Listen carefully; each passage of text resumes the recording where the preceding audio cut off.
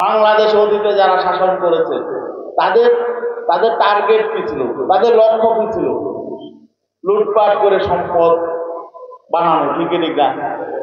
তাদের মূল টার্গেট হলো কিভাবে লুটপাট করে সম্পদ বানানো যায়। এবং তারা শুধু সম্পদ বানিয়ে বাংলাদেশে বিভিন্ন রকম সম্পদ সঞ্চয় করে নাই, বরং দেশের বাইরেও তারা পাচার করে। এরা দেশদ্রোহী, দেশের শত্রু।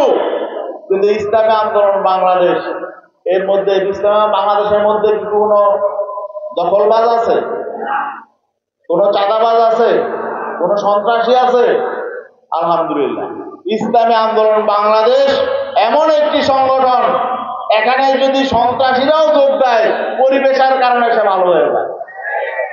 আর অন্যান্য রাজনৈতিক দলে একজন ভালো মানুষ গেলে পরিবেশের কারণে সেখানে চাঁদাবাজ হয়ে যায়, সন্ত্রাসী হয়ে যায়, লুটেরা হয়ে যায়। এই জন্য আজকে আলহামদুলিল্লাহ মানুষ দেরিতে হলেও বুঝতে পারছে যে যারা বিগত দিনে দেশ শাসন করেছে এরা যদি আবার ঘুরে ফিরে শাসন ক্ষমতায় আসে, বাংলাদেশের মানুষ শান্তি পাবে। বিকল্প শক্তি, আর বিকল্প শক্তি হলো ইসলামী শক্তি। আমরা আমাদের নেতা পীর সাহেব চরমনাই গতকালকেও ঢাকায় বলেছেন, আমরা সকল ইসলামী সংগঠনগুলো ঐক্যবদ্ধ হওয়ার চেষ্টা করছি। কারণ মানুষের চাহিদা এটা, জনগণের আকাঙ্ক্ষা এটা, যে সবাই যাতে আমরা ঐক্যবদ্ধ হই। সবাই ঐক্যবদ্ধ হলে জনগণ ইসলামী শক্তিকে ক্ষমতায় নিয়ে যাবে ইনশাআল্লাহ। আপনারা রাজি আছেন ইনশাআল্লাহ?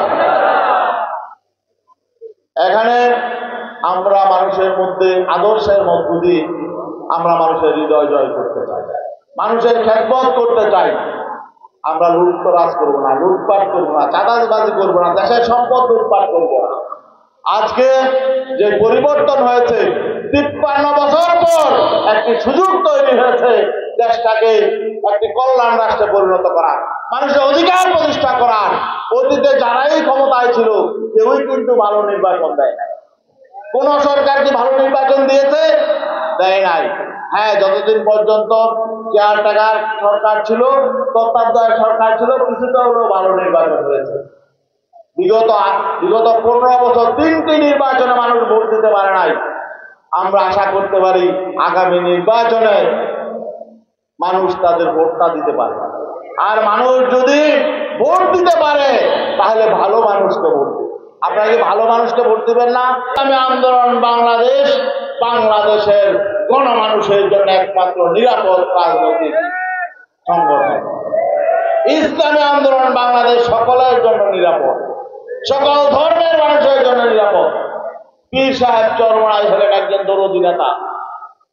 আমরা অতীতে দেখেছি, বিগত 53 বছর দেখেছি, একটি দল ক্ষমতায় গেলে আরেক দলের লোকজন বাড়িতে থাকতে পারত না। এক দল ক্ষমতায় গেলে আরেক দলের বাড়ি ঘর জ্বালিয়ে দেওয়া হতো।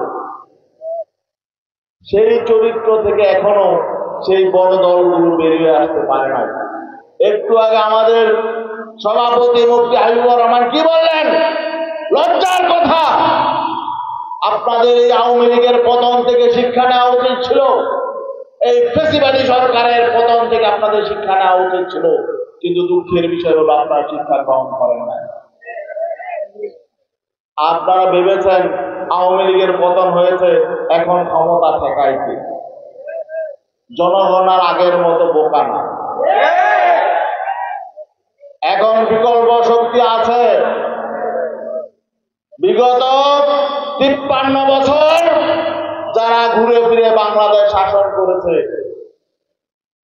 তারা মানুষের আকাঙ্ক্ষা পূরণ করতে পারে নাই, তারা মানুষকে মুক্তি দিতে পারে নাই।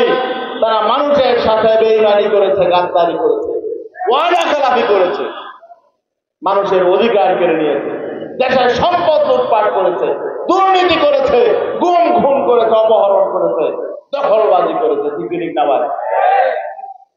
কেউ কম করেছে, কেউ বেশি করেছে, সবাই করেছে।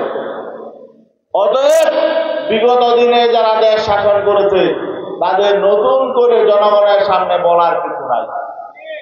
তারা পরীক্ষিত, তারা কি করতে পারে, তাদের চরিত্র কি, তাদের রাজনীতি কি, এটা বাংলাদেশের মানুষ দেখেছে। এবং তাদের চরিত্র যে পরিবর্তন হয় নাই তা আবারও প্রমাণিত হচ্ছে। অতএব এখন জনগণকে সিদ্ধান্ত নিতে হবে। আগে সেই পচা রাজনীতি, আগে সেই গান্দা রাজনীতি, আগে সে প্রতিহিংসার রাজনীতি, ধ্বংসের রাজনীতি, সেই পথে আমরা ফিরে যাব নাকি কল্যাণের রাজনীতি, নীতির রাজনীতি, আদর্শের রাজনীতি, মানবতার রাজনীতি আমরা গ্রহণ করব?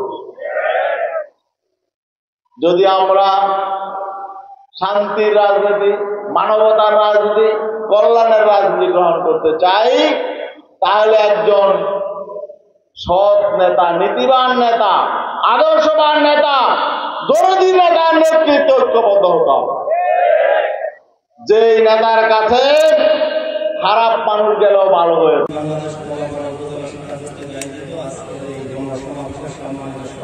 বড় বড় জাহাজ যায়, যাইতে যায় না, কিন্তু বছরে দেশকে যেভাবে শোষণ করা হয়েছে, জুলুম নির্যাতন করা কি ছিল না।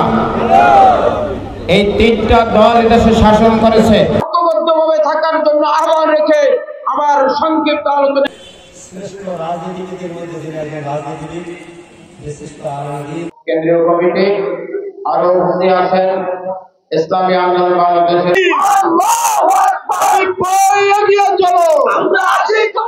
বাংলাদেশ কলাপাড়া উপজেলা শাখা কর্তৃক আয়োজিত বাংলাদেশে যে জোয়ার তৈরি হয়েছে, আশা করি ইনশাআল্লাহ আগামী মাধ্যমে যে 9 দফা দাবি সিগন্যাল দিতেছে, এই সিগন্যাল যদি না মানেন পরে বাড়িতে করবেন কিন্তু। অনেকে আছে অন্য ধর্মের, আমাদের হিন্দু ধর্মের ভাইরা যোগদান করেছেন, এখানে উপস্থিত